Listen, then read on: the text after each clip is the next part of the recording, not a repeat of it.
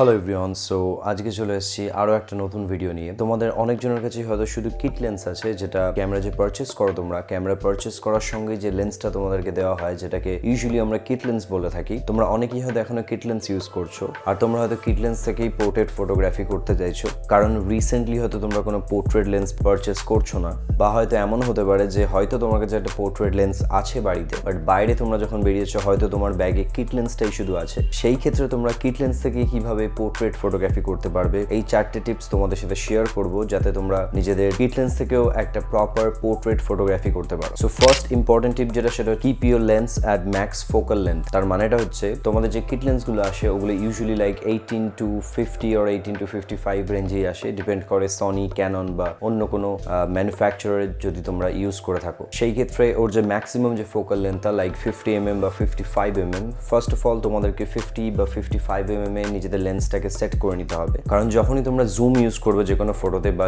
Focal length যখনই বাড়বে তখনই ব্যাকগ্রাউন্ড যে কম্প্রেশনটা আছে ওটাও বেড়ে যায়। সো পোর্ট্রেট ওটা ডেফিনেটলি হেল্প করে তোমাদের ওই ব্লারি ব্যাকগ্রাউন্ড অ্যাচিভ করতে। এবার চলে যাচ্ছি নেক্সট টিপ। নেক্সট টিপটা হচ্ছে যে তোমরা যে অ্যাপারচার যেটা ইউজ করবে ওটা ম্যাক্স অ্যাপারচার হওয়া চাই। লাইক তোমাদের কিট লেন্সে যখন তোমরা 50mm বা 55mm ফোকাল লেন্থ ইউজ করবে, তখন তোমার ক্যামেরা যেটা তোমাকে ম্যাক্স অ্যাপারচার চুজ করতে দিচ্ছে, মানে ইউজুয়ালি লাইক 5.6 বা 6.3 ওই টাইপেরই থাকে ম্যাক্সিমাম যে অ্যাপারচার নাম্বারটা, সেই ক্ষেত্রে তোমাদেরকে ওটাকেই সেট করে নিতে হবে। তার কারণ হচ্ছে, আশা করি তোমরা জানো যে অ্যাপারচার নাম্বারটা যত কম হবে তার মানে হচ্ছে যে তোমাদের লেন্সটা ততই ওয়াইড ওপেন, আর যত বেশি ওয়াইড ওপেন হবে ব্যাকগ্রাউন্ড ব্লারটাও তোমরা তত বেশি পাবে। সো কিট লেন্সে তো তোমরা 1.8 বা 1.4 অত দূর যেতেই পারবে না। সো হাইয়েস্ট আই থিঙ্ক 6.3 বা ওই টাইপেরই কিছু অ্যাপারচার আছে। সো অবশ্যই সেটা সেট করতে ভুলো না। এবার চলে যাচ্ছি নেক্সট ইম্পর্টেন্ট টিপটা, সেটা হচ্ছে সাবজেক্ট যারই তোমরা ফটোগ্রাফি করছো, সেটা হিউম্যান হোক বা যে কোনো অবজেক্টই হোক না কেন, যত পারবে ওই অবজেক্টটার ক্লোজ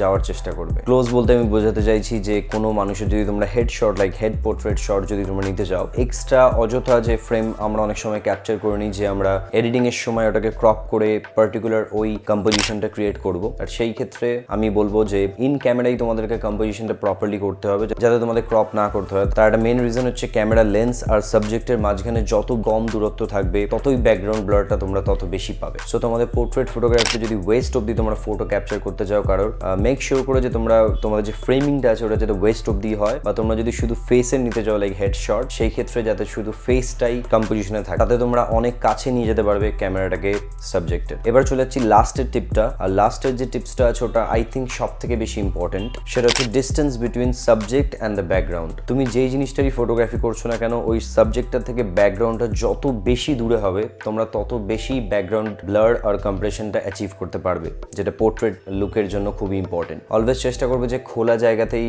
পোর্ট্রেট ফটোগ্রাফি করতে, যেখানে ব্যাকগ্রাউন্ড যে সাবজেক্টগুলো আছে সেগুলো অনেকটাই দূরত্বে যেন থাকে। কারণ আগের যে টিপসগুলো আমি শেয়ার করলাম ওগুলো কোনো কিছুই কাজে লাগবে না যদি তোমার সাবজেক্ট আর তোমার ব্যাকগ্রাউন্ড যদি সমান সমান থাকে। তোমার ব্যাকগ্রাউন্ডে কোনো রকম কোনো ব্লার পাবেই না, কারণ আমার পেছনে যে দেয়ালটা আছে ওটার আমার ডিস্টেন্স একদমই কম। সো আই থিঙ্ক এই টিপসগুলো তোমরা যদি ফলো করে যদি ফটোগ্রাফি করো, সেই ক্ষেত্রে তোমাদের কিট লেন্স থেকে তোমরা ম্যাক্স আউটপুট বের করতে পারবে পোর্ট্রেট ফটোগ্রাফির জন্য। ডেফিনেটলি প্রপার একটা 1.8 বা 1.4 লেন্সের মতো ব্যাকগ্রাউন্ড ব্লার বা ডেপথ তোমরা ইমেজে পাবে না। একটা কিট লেন্স থেকে যতটা বেশি অ্যাচিভ করা পসিবল সেটা অবশ্যই পারবে এই টিপসগুলো তোমরা যদি ফলো করো। সো আজকের জন্য এইটুকুই, আর তোমরা একটা টেস্ট করে অবশ্যই আমাকে নিচে কমেন্টে জানিও যে তোমাদের এটা থেকে কত বেশি হেল্প হয়েছে। আর অ্যাজ ইউজুয়াল কোনো রকম কোনো কোয়েশ্চেন কোয়ারিজ থাকলে নিচে অবশ্যই তোমরা কমেন্ট করো, আর ভিডিওটা ভালো লাগলে লাইক করো, শেয়ার করো, আর সাবস্ক্রাইব করতে ভুলো না। Thanks for watching.